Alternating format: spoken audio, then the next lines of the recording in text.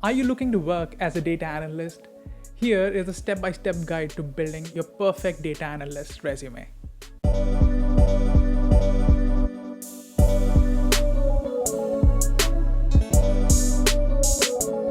In the last 2 years of building Resume Puppy, a lot of people have reached out to us asking, hey, how do we build a very effective resume for, say, a data analyst position? And the answer to that is it depends, because some companies use data analyst and business analysts very interchangeably. Like, for example, a company A might list the same set of responsibilities under data analyst, but then there would be a company B that would list the same set of responsibilities under business analyst.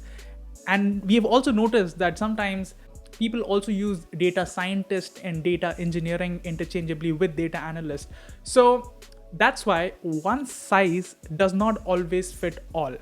And to sort of help people with this problem, we sort of came up with a framework. So step one of this framework is to research your jobs. This is where you'll come to know what are these jobs actually looking for in a candidate. And this will help you tailor your resume for that particular job. The easiest way to do this is to go to any of the job boards or job sites. I love LinkedIn, and let's search for a data analyst job on LinkedIn. So here I have a bunch of listing, and associate data analyst is something that somebody early in their career can sort of apply to. So as I go through this job description, I see that you need to have some information in the chemistry space. There are a lot of mentions of data visualization. So it would be good to have these in your resume if you worked on them, right? Easiest way I feel to actually get an idea as to what this job description is talking about is to copy this entire thing, head over to Resume Puppy. This is something that we have built in the past 2 years, something that we have worked really, with all our hearts. Go to the skill section. Okay, there is this edit box called target. Just copy and paste them. So what this does is it actually gives you keywords that are missing in your resume. So this helps you sort of look at the keywords that you're missing and see if I've worked on this, or is this something that I can build a project on quickly so that I can apply to this particular job. So I hit get keywords and I see a bunch of these keywords. Not everything might be really effective for your resume, but there would be some keywords that really help you. So for example, chem informatics, if it's something that you worked on, that is something that you can add. Let's look at, so visualization software. So I'll just quickly create a heading saying that, hey, tools, visualization software, and I'll just add it to it. So now I have a new tool over here. I can probably add also Power BI and things like that, right? Now, what happens is that here, you might have missed a few things while building your resume.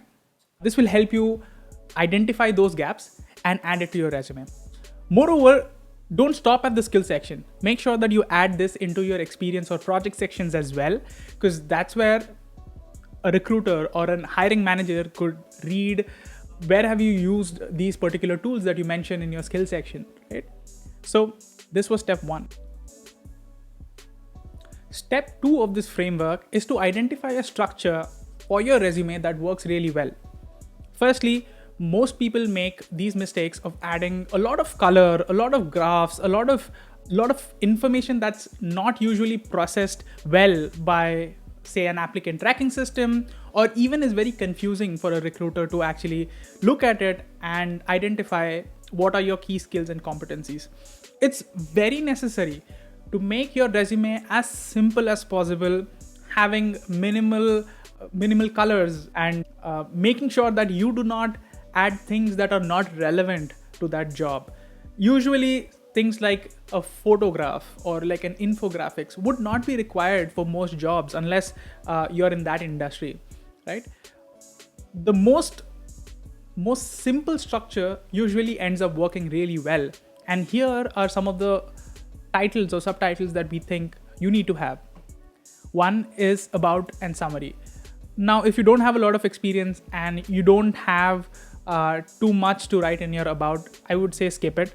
But some people have a few years of experience, and then you can use this portion to grab attention of your recruiter or a hiring manager. It's a hotly debated topic about having either about or summary in your resume. But if you think that you have something that can grab the attention of recruiters or hiring managers, go ahead and write it. But again, this is hotly debated. The opinions might vary. Education. If you're coming right out of college, it's usually good to add your education, and within the education, you can also add some of the important subjects that you've taken while pursuing that course. That will sort of give an idea to most of the hiring managers or recruiters that, hey, I've worked on this. I might not have professional experience on it, but I've actually built projects on this, or I've had an entire course on this, which sort of helps you with this job.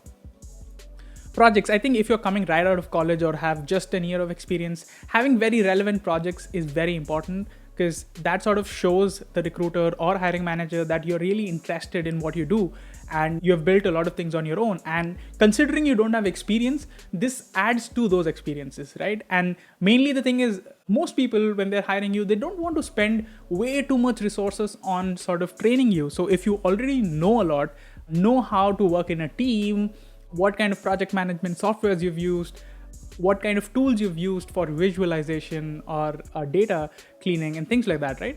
That'll enhance your profile and make it really easy for a recruiter or a recruiting manager, hiring manager to make that decision to move you to the next step.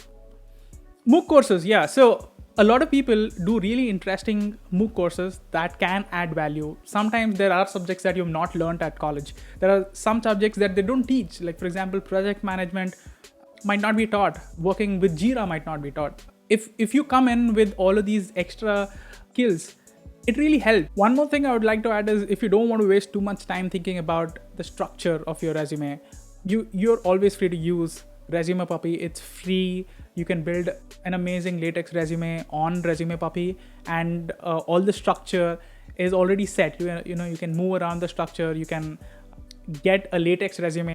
If you really don't want to spend too much time investing in building a resume on, say, a Word doc or Google Doc, here is a very easy way to sort of do that, because everything is already set up. The last part of this is experiment. Most often what happens is that most people starting off in their career think that I've built a resume and this is it, and I'm going to apply to 100, 200 jobs using this particular document. But what you need to understand, that a resume is nothing but like a sales pitch. It's a pitch to your employer saying that, hey, I have done all of this, and this is something that I bring on the table. Can you hire me, right? And sometimes what happens is that you might not have told your story right. It's important to iterate. It's important to sort of keep improving and seeing what gets you the most calls. And once you start getting those calls, make sure to sort of double down on that, because that is something that's working for you. So that's it, folks. There are 3 important steps in this framework. 1 is to research your job. 2 is to find a simple structure that really makes your content pop and not flashy. And 3 is to actually experiment and see what works and then double down. If you enjoyed this content, please subscribe to us and hit that like button.